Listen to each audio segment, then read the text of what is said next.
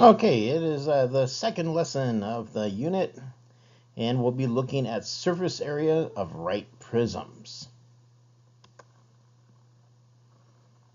Of course, if it's a prism, right, it's got to be a polyhedron, so we know every single face is a polygon, and that we have to have two bases. The bases have to be congruent, meaning they are the same size and the same shape, and that they have to be parallel to each other. So if you think of perhaps like your classroom, we might consider the ceiling and the floor to be congruent faces, and then the walls could be like the sides of a prism. The other faces, called lateral faces, bum ba bum ba bum, they're going to be parallelograms, not necessarily rectangles, but parallelograms.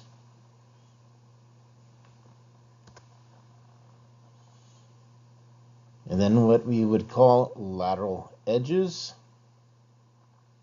are where the lateral faces meet. So in this example, you see that, hey, we've got a hexagon for a base, and so this would be a hexagonal prism.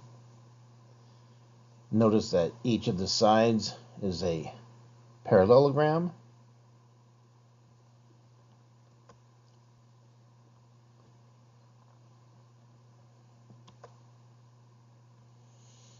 And when it comes time to find the surface area, it's the area of every single face. Of course, two of the faces are called a base, the other faces are called lateral faces.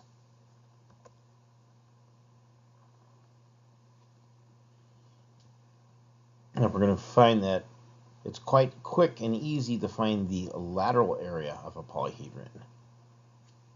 And then if we find the lateral area, we just add the area of the two bases.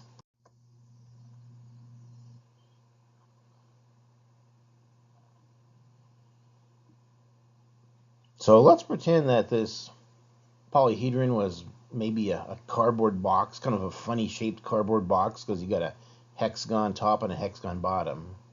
But let's pretend we could cut along some of those edges and unfold it. Right? You got a hexagon top, a hexagon bottom. All those sides are parallelograms. And we call this a net. Right? It's two-dimensional representation. Right? This is kind of literally how cardboard boxes get made. They often come off as one big sheet, some funny little cuts in it, and then they get folded. So if we find the area of that net, well, it's going to be the same as the surface area of the prism.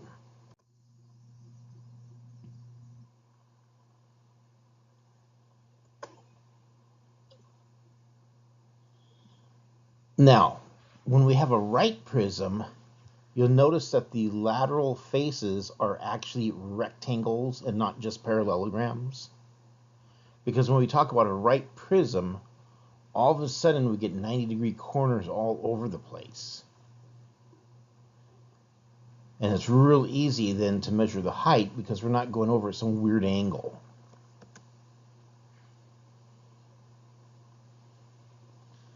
Okay, we will not be working with oblique prisms for surface area. Because when it's a right prism, it's really easy to find the surface area of each lateral face. With an oblique prism, oh my goodness, it gets really, really tricky with all those parallelograms. So we're going to stick to right prisms for our surface area.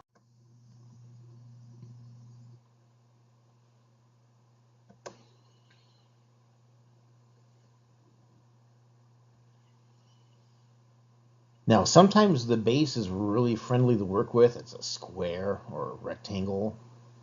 Sometimes, though, you get some really bizarre shapes. And of course, if you remember how we find the area of some really bizarre shapes, If it's a regular polygon, we end up using the apothem.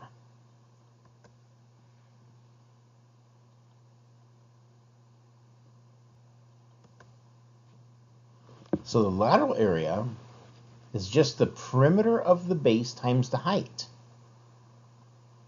As long as it's a right prism, it's that easy. Perimeter of the base is pretty easy to calculate. Height, pretty straightforward. And then when I want the surface area, I have to take the lateral area and add the two bases. Now, if your memory bank is saying, hey, I thought the area of a regular polygon was 1/2 times A times P, well, it still is, but remember there are two different bases. So 1/2 of AP for the top, 1/2 AP for the bottom, that adds up to an entire AP.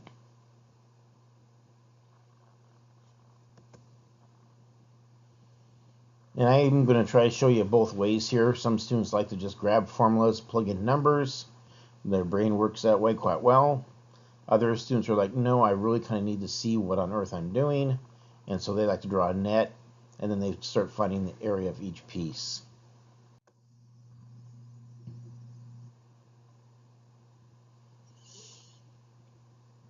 So we're going to start with a right rectangular prism.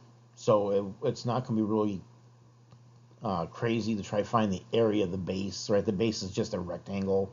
We can find the area, no problem. We don't have to worry about an apothem or any of that kind of stuff.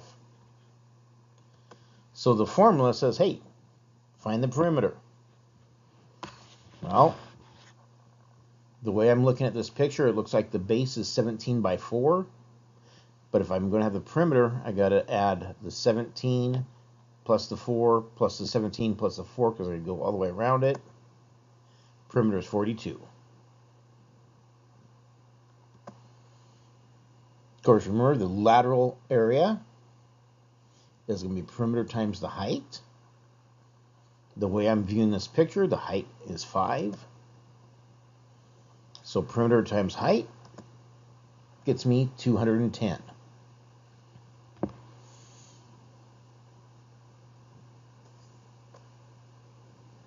Now I got to figure out the area of a base.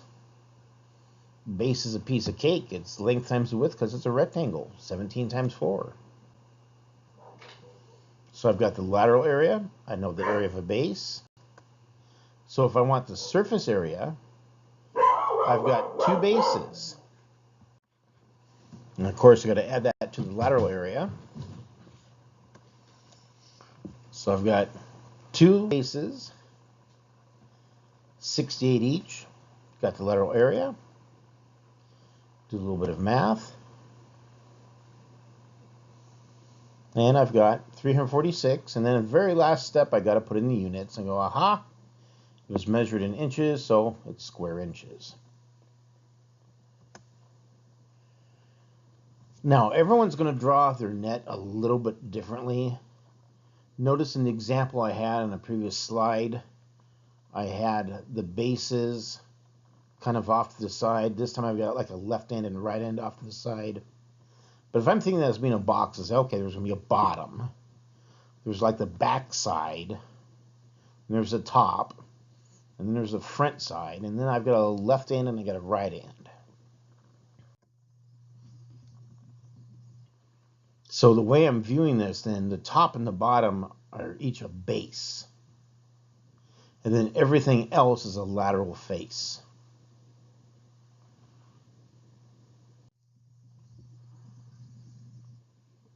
So my base is 17 by 4. All right, so the top is 17 times 4. The bottom is 17 times 4.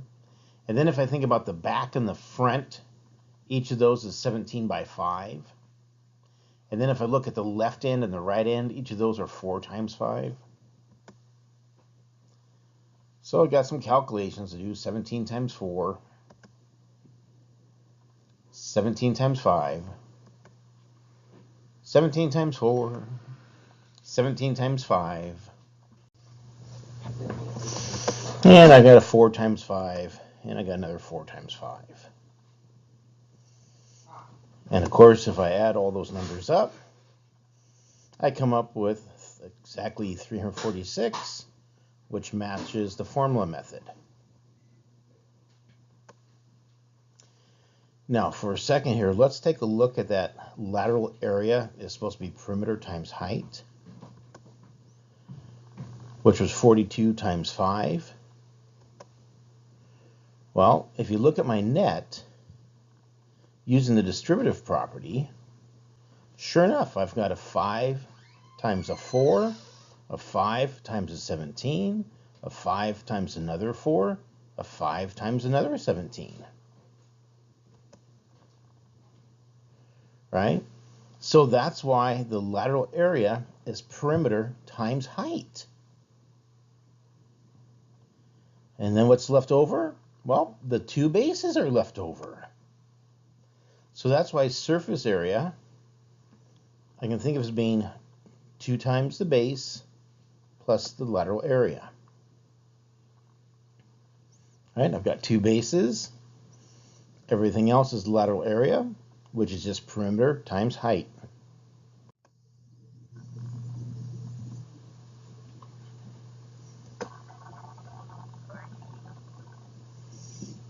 And again, we saw these before when we were introducing our polyhedra, that we could be right or oblique. If it's right, it's a piece of cake to figure out the surface area, and that's what we're going to focus on. Oblique, that'll be for another part of your math career in the future. We're only going to work with the surface area of right prisms. The only tricky thing you'll encounter is if the area of the base is a little bit interesting to try to figure out. It's like if you're given a regular hexagon and you're like, oh, I got to find the area of a regular hexagon. If you've got a square or a rectangle for the base, it's going to be a piece of cake.